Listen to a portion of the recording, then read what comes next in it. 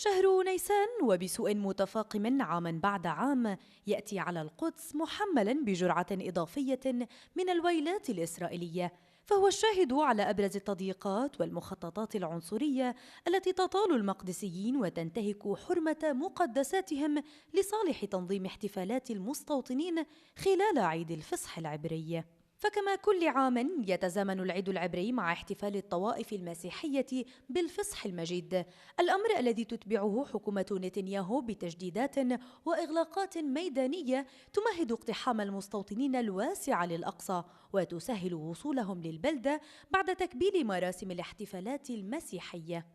الأساس هو أن تكون القدس مفتوحة للجميع وأن يأتي إليها الجميع وخاصة المؤمنين الذين يريدون الصلاة في المساجد أو في الكنائس. لكن هذا الموضوع هو موضوع حيوي يتعلق بحظر أو منع حرية التحرك وحرية التنقل، وهذا حق إنساني طبيعي تمنعه إسرائيل عن المواطنين بكل دياناتهم. كما قلت، الهدف هو تعزيز الحصار حول مدينة القدس، الهدف هو الاستمرار في إجراءات تهويد مدينة القدس.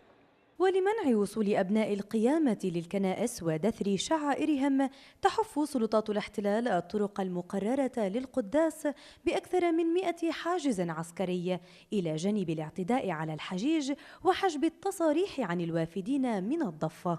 بيجوا بلموا الشباب اول شيء، ثاني شيء كل مفرق فيه حاجز، كل مفرق لازم نتعربش مع الحكومه عشان نوصل لكنيسه القيامه.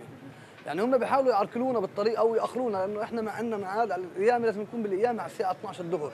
يعني احنا بنصير مشاكل معنا واحتكاكات مع الحكومه لانه نفتح الحواجز هاي عشان ندخل على القيامه، وهم بيكونوا عاملين انه مثلا بحددوا كم من شخص يدخل على كنيسه القيامه، فاحنا بنقول لهم ما بدنا تحددوا لنا، احنا بندخل كيف بدنا احنا وقديش بدنا احنا ندخل على القيامه، ولما بدنا نصلي احنا بنصلي، ما انتم بتقيدونا بصلاتنا. رواد المسجد الأقصى أكدوا أيضا منعهم لفترات طويلة الصلاة في المسجد وإبعاد العشرات منهم دون أي سبب، عدا عن إيقاف المواصلات العامة والتفتيش المتكرر لهم ومصادرة هوياتهم حال دخول أسوار البلدة.